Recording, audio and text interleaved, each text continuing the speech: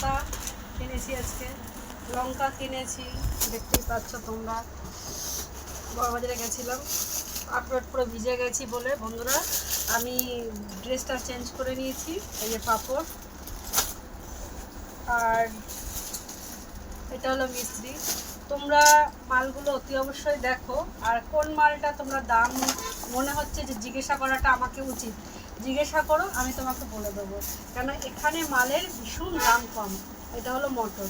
কেন আমি যদি এখন তোমাদেরকে একটা একটা করে মালের দাম বলি, তোমাদের মাথা খারাপ হয়ে যাবে শুনে। তার থেকে তোমাদের আমার এত মালের ভেতরে যেই মালটা তোমাদের মনে হয় যে দিদির কাছে জিজ্ঞাসা করা উচিত, এটা হলো ছোলার ডাল, বুঝতেই পারছো, ঠিক আছে।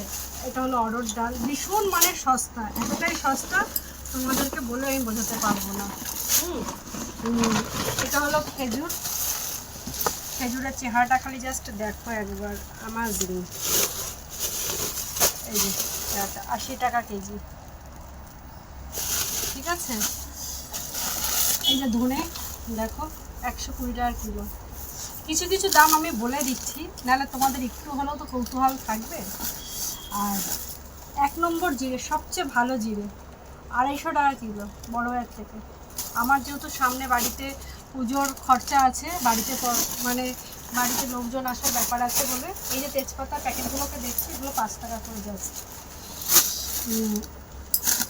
এই যে লবঙ্গ, আমি সব কিছুর দাম বলবো না, কেন বলো তো, তাহলে গোপনীয়তা তো কিছু থাকবে না। তোমাদের সাথে আমার একটা ব্যাপারই আছে, সেটা হলো তোমাদেরকে কমেন্ট বক্সে লিখে জানাতে হবে যে কোন দামটা তোমরা দিদির কাছে জানতে চাইছো।